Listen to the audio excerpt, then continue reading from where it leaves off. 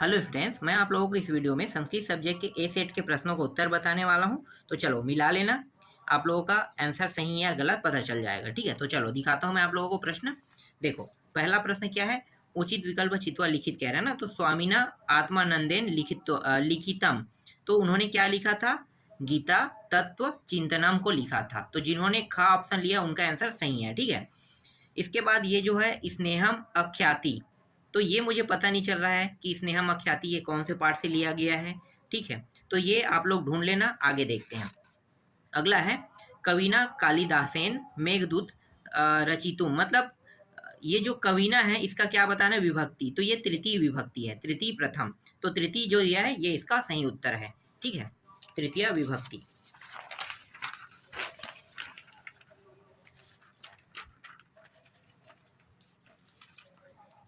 इसके बाद अगला प्रश्न है, देखो वागीसा, वागीसा क्या बताना है भाई, संधि विच्छेद करना है। तो वाग धन ईसा, इस प्रकार से आपको करना है। तो जिन्होंने खा ऑप्शन लिया उनका आंसर सही है।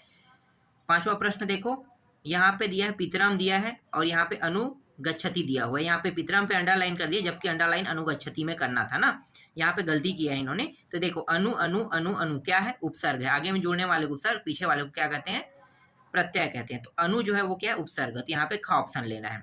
ठीक है, अब देखो यहाँ पे आते हैं उचित विकल्प चित्वा। तो पहला में आपको लेना है भ्रमणाय। कैसे पता चलेगा भ्रमणाय आएगा, त्वम भ्रमणाय पुत्र गमिष्यसि, मतलब तुम भ्रमण करने कहाँ जा रहे हो, इसलिए यहाँ पे भ्रमणाय आया है। इसके बाद महापायसम अरोचत, अरोचत जो है वाक्य को पूर्ण करेगा, पीछे में हमेशा लगता है, तो यहाँ पे अरोचत आ जाएगा। फिर खालिसान स्वर्गम न गच्छति, तो यहाँ पे आपको क्या लेना है, षड्गात लेना है। ठीक है, ये हो जाएगा। और चौथा में आपको लेना है पर्वती कृत्य लेना है। ठीक है, यहाँ पे पर्वती कृत्य आ जाएगा। और ये जो सप्तमी है क्या है, सरिति का विभक्ति है। ठीक है, सरिति का विभक्ति क्या है, सप्तमी है। तो इस तरह से मैच कर मतलब यहाँ पे लेना है। तो जिन्होंने इस प्रकार से लिया है देख लो, क्रमांक मैंने लिख दिया है। ठीक है, आगे देखते हैं। इसके बाद सुमेलित कीजिए, सुमेलित कीजिए में देखो प्रयोगिका, तो ठक प्रत्यय, मतलब ठक जब आप लगाओगे, क्या लगाओगे, प्रत्यय लगाओगे, तो क्या हो जाएगा, प्रयोगिक में प्रयोगिका बन जाएगा, इसलिए ये ठक के साथ जुड़ेगा। ग्रामम निक्सा, ग्रामम निक्सा जो है ये क्रीड़ा क्षेत्र वर्तते में आ जाएगा। ठीक है, क्रीड़ा क्षेत्र वर्तते, ग्रामम निक्सा जो है क्रीड़ा क्षेत्र वर्तते हैं। इसके बाद वर्तस्व, ये क्या है, ये एक लट लकार है। तो यहाँ पे देखो लोट लकारा से एक वचन बोला है ना, इसके साथ मैच करना है। धनी राम क्या है, धनी राम स्वामी आत्मानंद के पिता का नाम था। और अक्षरी को आपको लें सूर्य चंद्र मौसम में लेना है। ठीक है, आगे दिखाता हूं और एक एक दो दो नंबर के प्रश्नों का उत्तर देखो।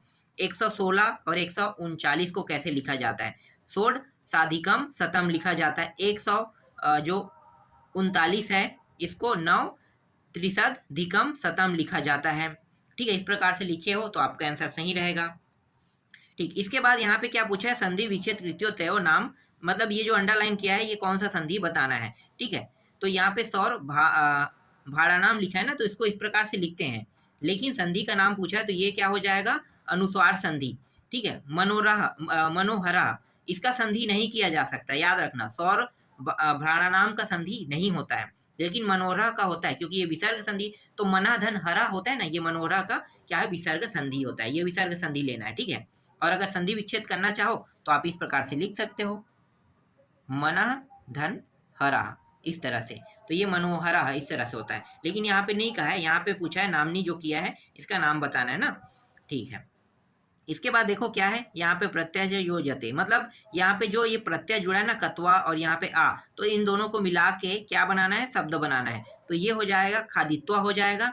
ठीक है, कत्वा प्रत्यय जुड़ेगा तो खादित्वा, और ये जो है दुर्लभ धन आ, तो ये दुर्लभा हो जाएगा। ठीक है, आज प्रत्यय जुड़ेगा तो क्या हो जाएगा, दुर्लभा हो जाएगा।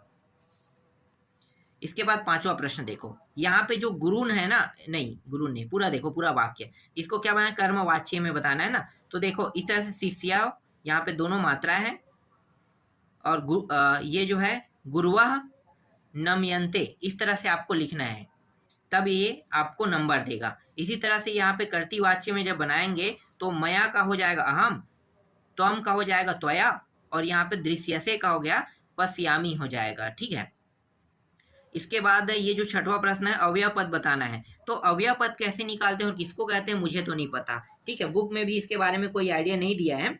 लेकिन आगे के जो पद होते हैं वही तो अवयव पद होगा, जैसे यदि होगा या अन्य होगा या यदि होगा। इसमें तो ये तर ही हो जाएगा, बृहद भी हो सकता है और ये इसमें युष्मद हो सकता है। तो आप लोग इसे देख लेना, ठीक है। इसका उत्तर मुझे नहीं पता है, कैसे निकालते हैं पता नहीं है। अगर पता होता तो मैं निकाल के बताता, और बुक में दिया होता तो जरूर मैं आपको बताता, ठीक है। बुक में नहीं था, ये सारे प्रश्न बुक में दिए हुए हैं, इसीलिए यहाँ पे मैंने पहले उत्तर लिख दिया है। इसके बाद देखो यहाँ पे प्रतिदिन का क्या बताना है, समास विग्रह करना है। तो यहाँ पे, हाँ यहाँ पे मैं गलत कर दी, यथाशक्ति समास नहीं होता है, अवयवी भाव समास होता है। समास का नाम क्या रहेगा, अवयवी भाव समास, और इसको प्रतिदिन को दिनम दिनम इस तरह से लिखा जाता है।